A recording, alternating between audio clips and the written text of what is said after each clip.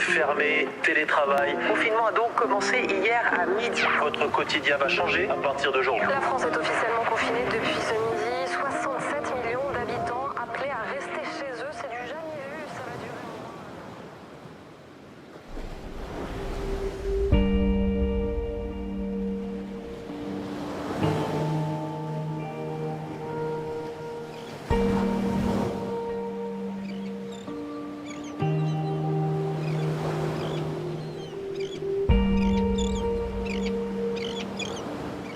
En ce mois de juillet 2021, nous décidons d'aller nous isoler sur ce petit morceau de lave perdu au milieu de l'Atlantique Nord.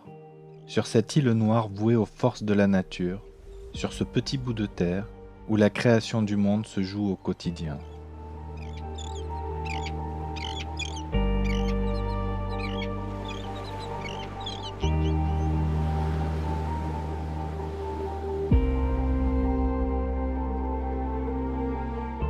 Ici, l'eau imprime sa marque sur les paysages.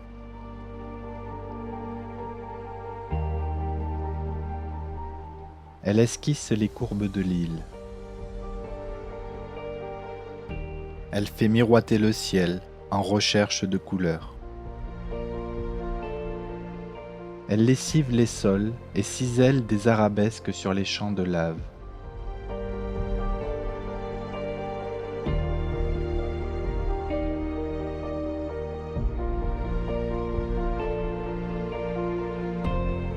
Parfois, elle creuse la roche pour plonger avec élégance du haut de cascades spectaculaires.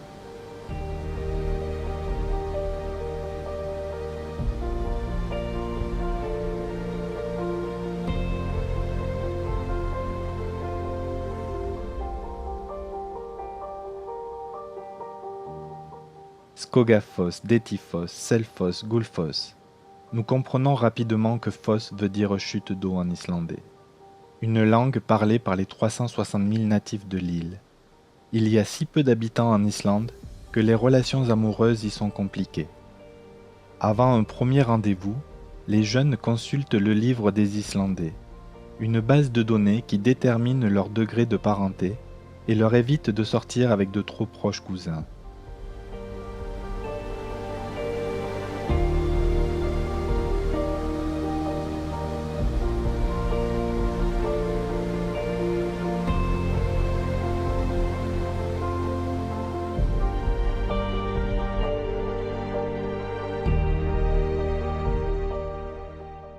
L'eau est omniprésente, le froid aussi, et les blocs qui se détachent du front des glaciers errent, tels des embarcations sur des lagunes impassibles.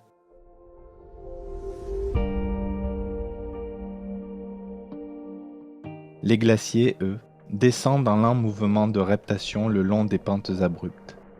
Ils révèlent une infinie variété de formes, où les bleus de l'azur se mêlent aux résidus noirs des éruptions volcaniques.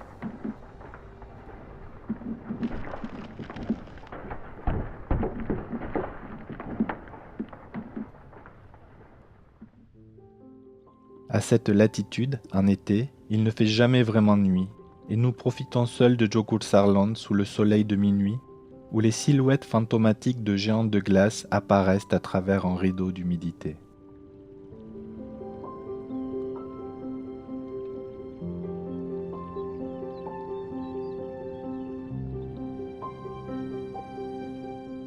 À perte de vue, ces glaçons gigantesques dérivent au gré du vent. Nous les imaginons au fond de notre verre à l'apéritif.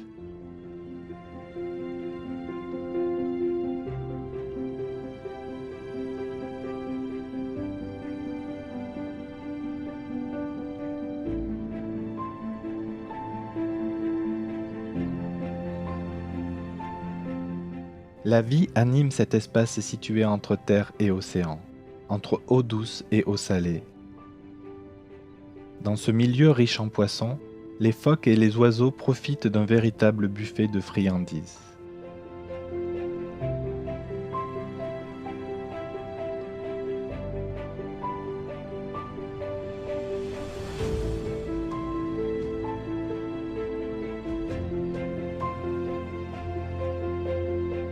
La lumière timide du matin révèle les sculptures d'une exposition temporaire déposée sur la plage par un océan aux airs d'Arctique. Des œuvres façonnées par les vagues et dont l'éphémère beauté disparaît goutte à goutte dans le sable noir.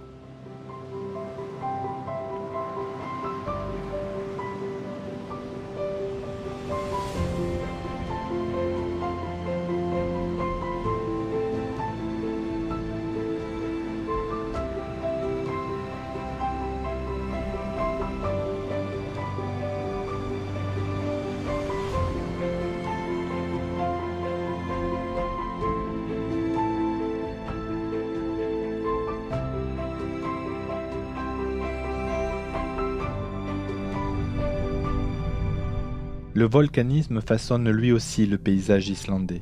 Il secoue et déchire l'île par des explosions venues des profondeurs.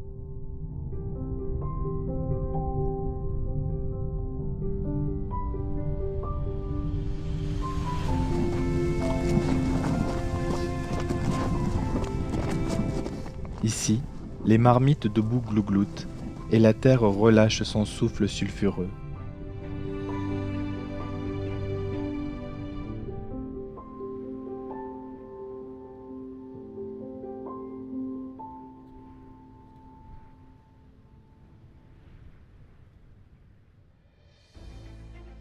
Seul le temps est capable de transformer les anciennes coulées de lave, vestiges chaotiques et rugueux, en délicates étendues recouvertes de mousse.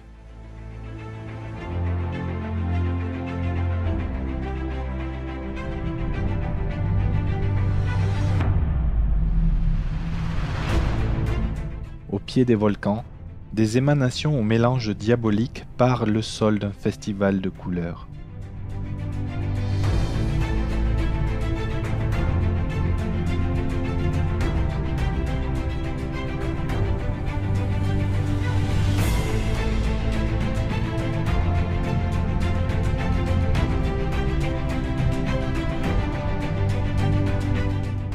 Dans ce monde étrange, les capricieuses fureurs souterraines forment à la surface un univers de contrastes spectaculaires.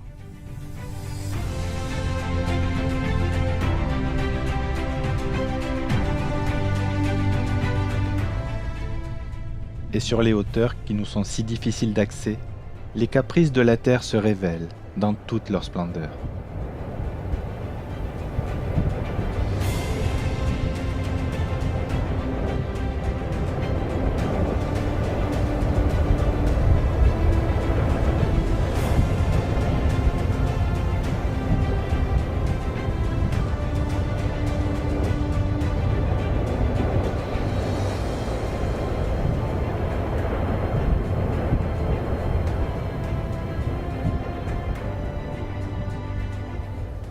La terre d'Islande est mouvante.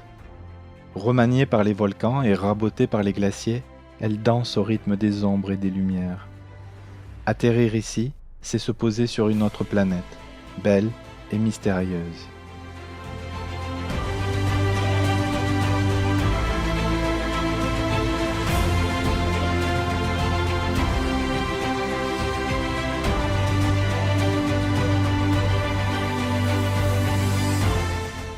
C'est dans ces lieux au nom imprononçable que les macareux nous tirent leur révérence.